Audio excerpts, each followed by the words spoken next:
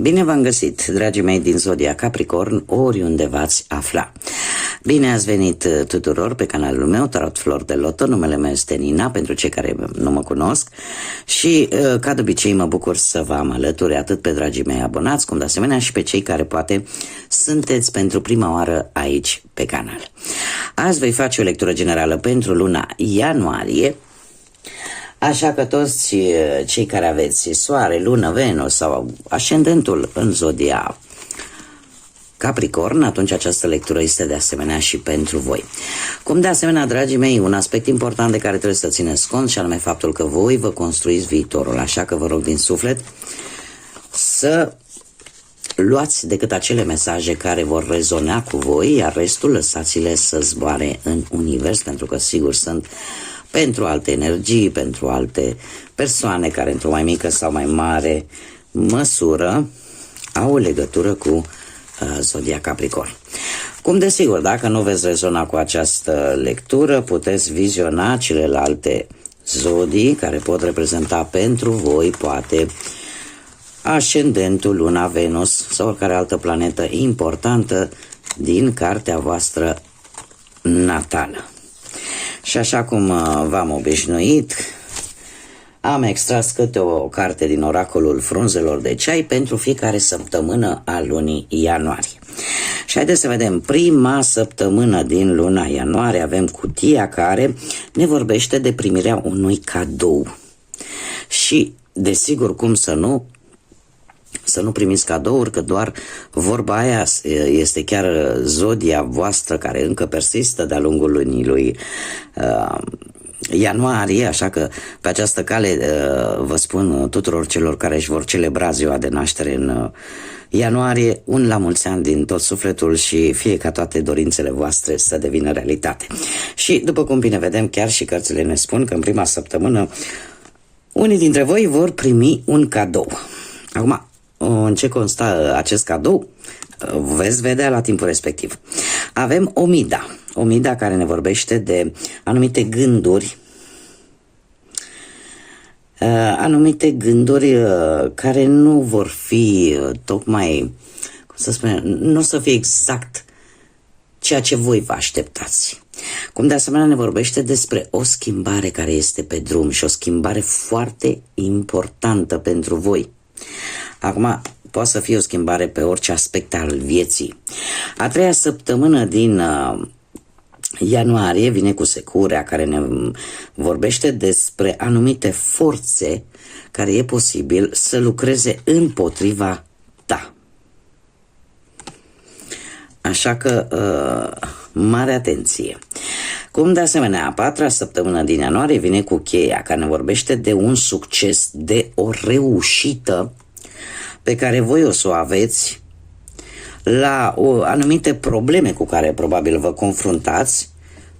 La fel se poate întâmpla pe orice aspect al vieții, fie el financiar, relațional sau profesional. Dar aici se vor rezolva niște probleme, da? Haideți să vedem ce ne spune tarotul pentru dragii mei din Capricorn în luna lui ianuarie și haideți să începem cu viața profesională. Viața profesională vine cu acest 7 de monede care îmi vorbește de o anumită recompensă. Da? Sau unii dintre voi poate au reușit în sfârșit să-și găsească poate vreun job după multe căutări. Vor reuși să-l găsească dacă nu l-au găsit. Am aici totuși un 5 de bâte, care, aici am două variante. Pentru cei care deja au un job, reușita voastră într-un anumit aspect al carierei va aduce anumite tensiuni, poate în grupul de oameni în care voi lucrați, sau alții vor încerca așa să joace destul de murdar. Care ar fi ideea? Ideea ar fi ca voi, cei care aveți deja un job și vedeți că apar bârfe, apar tot felul de tensiuni la locul de muncă, încercați să le ignorați, să nu le dați atenție, să nu participați la ele și să vă faceți treaba fix așa cum v-ați făcut-o și până acum. În ceea ce privește cei care poate ați găsit un job, e posibil ca acest job să aibă mai mulți candidați. mai mulți candidați, unde voi va trebui poate să, cum să spun eu, să aveți toate documentele necesare atunci când vă duceți la interviu, să aveți toate diplomele, să aveți absolut tot, în așa fel încât voi să demonstrați cu brio că sunteți buni pentru respectivul post. Avem de asemenea și acest paj de monede, un paj de monede care pe partea asta a profesiei ne vorbește de, cum să spun eu, de siguranța că ești pe drumul cel bun. E posibil într-adevăr să reușești până la urmă să obții acest post, pentru că apare un nou început din punct de vedere profesional, sau chiar dacă la muncă, dar tocmai din cauza acestor tensiuni care e posibil să se creeze, să ți se dea mai multe, cum să spunea, să ți se ceară mai mult la locul de muncă. Se pare că vei reuși să le faci față cu brio, sau e posibil poate chiar să ți se ceară să faci anumite studii, da, în plus. Haideți să vedem pe partea asta a bănuților ce vine pentru dragii mei din Capricorn. Dragilor, ați trecut printr-o perioadă în care cineva ați pierdut niște bănuți, poate din cauza unor persoane în care voi ați avut încredere, sau nu știu, poate nu ați investit unde trebuie, sau poate ați dat niște bani împrumut și cumva poate nu i-ați considerați, poate că nu-i mai vedeți înapoi. În orice caz, ați avut o dezamăgire cât de curând, acum ceva puțină vreme. Doi de monede, asta îmi spune că, cum să spun, sunteți un pic mai atenți, încercați să fiți cât mai echilibrați la ce intră și la ce bani ies din casă. De ce? Pentru că e posibil să aveți mai multe lucruri de rezolvat din punctul ăsta de vedere financiar. Roata norocului, dragilor, vine cu o schimbare bruscă pe planul ăsta financiar. Acum, să ne uită să mai pun încă o carte. De ce? Pentru că roata norocului, fiind și o carte karmică, să vedem dacă e de bine sau dacă e de rău. Și din câte văd eu aici, cu acest rege de spade, se pare că vei cere sfatul unui specialist. Eu tind să cred că veți primi niște bani, dar niște bani pe care voi va trebui să-i folosiți pentru o situație, cum să spun eu, care să vă ajute pe voi să vă redresați, să vă puneți la punct din punctul ăsta de vedere financiar. E posibil să apelați poate la, nu știu, vreun contabil sau vreo persoană care e calificată pe domeniul ăsta financiar, dar din câte văd eu aici, indiferent, cărțile încă nu vor să-mi spună dacă veți pierde sau veți câștiga. Eu tind să cred că e posibil să aveți un câștig, pentru că vedem foarte bine aici succesul ăsta. Deci e posibil să fie un câștig, dar pe care voi va trebui să aveți mare grijă să nu cheltuiți impulsiv și mai întâi să vă faceți un plan bine pus la punct în rezolvarea unei alte situații care necesită atenția voastră. Haideți să vedem pentru cei care sunteți într-o pereche ce vine în dragoste. Avem spânzuratul. De curând unii dintre voi în relație ați avut un blocaj. Ați avut un blocaj în sensul că unii dintre voi e posibil să se fi sacrificat foarte mult pentru relația actuală.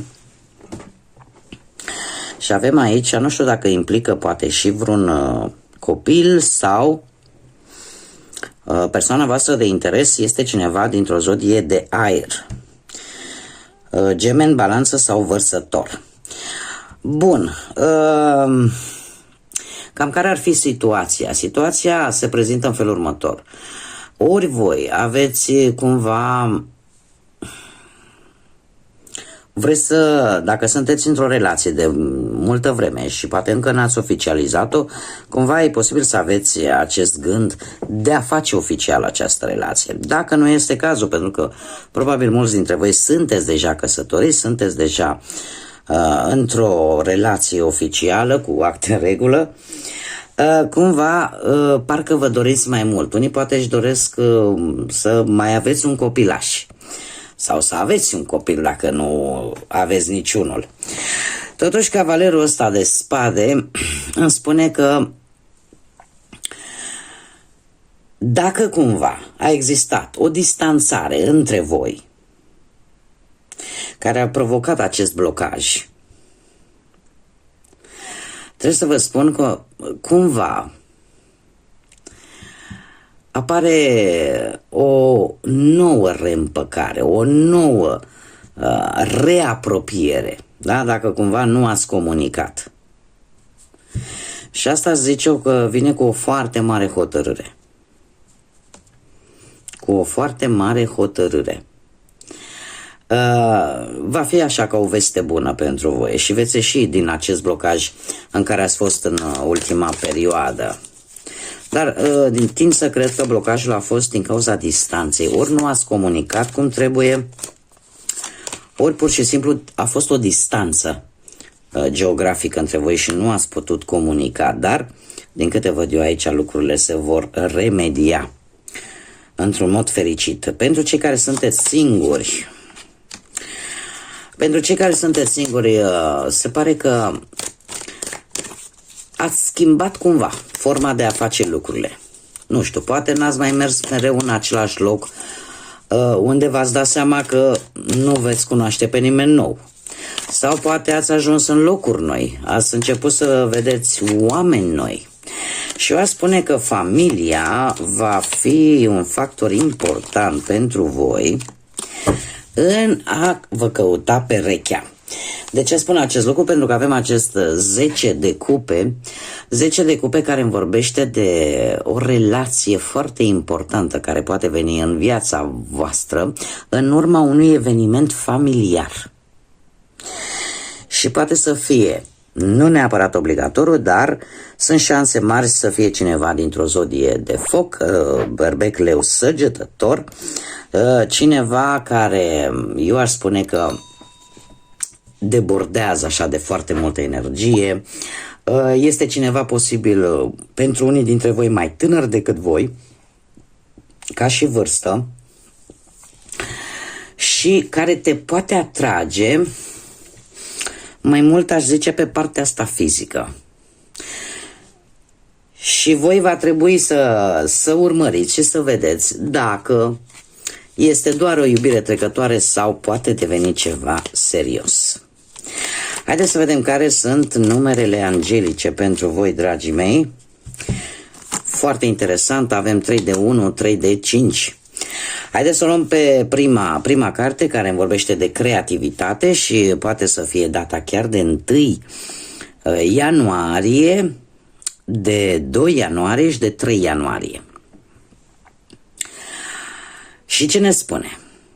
Îngerii sunt pregătiți să te sprijine pentru a completa acest efort pe care tu l-ai depus în a crea. Și e ca un fel de complot între îngeri și univers pentru a-ți aduce acea viață pe care tu o iubești, acel stil de viață pe care tu îl visezi, la care tu speri să îl ai. Vorbește de foarte multă creativitate. Asta înseamnă că ori idei bune, ori soluții bune. De asemenea, avem ori data de 5, ori data de 10 sau 15 ianuarie în care lucrurile se vor schimba. De ce? Îmi spune această carte că o schimbare foarte importantă e pe punctul de a ajunge în viața ta actuală și îți va schimba cu totul direcția drumului tău în viață. Așa că fii optimistă și menține-te pozitiv. Foarte, foarte interesant. Schimbări și am văzut încă din primele cărți de oracol. Haideți să vedem care este sfatul îngerilor pentru voi, dragii mei, din Capricorn. Și avem aporeio, cum spun spaniolii, adică nu mai sta. treci la acțiune. Se pare că rugăciunile tale au fost ascultate, suntem lângă tine încă de la început și vom continua să veghem asupra ta și asupra toate persoanelor care sunt implicate într-un anume fel în situația actuală. Așa că nu te îndepărta de drumul tău și fii sigură că vei ajunge foarte departe. Nici nu prea am ce să comentez foarte tare la acest mesaj, pentru că este un mesaj exact, un mesaj care chiar nu are nevoie de mai multe comentarii. Unii dintre voi chiar ați avut o dorință aprigă și ați cerut universului, îngerilor, ca această dorință să prindă realitate și cred că este ceva legat de o situație care implică mai multe persoane. Haideți să vedem ce inițiale de nume, prenume, pseudonim sau porecle de persoane cu care voi veți interacționa de-a lungul lunii ianuarie și unde de asemenea puteți să vă regăsiți poate chiar inițialele propriului vostru nume. Și avem litera D, litera O, litera Z, litera W,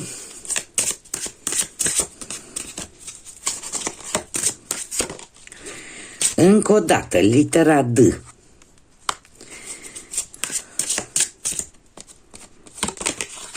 litera T, litera Y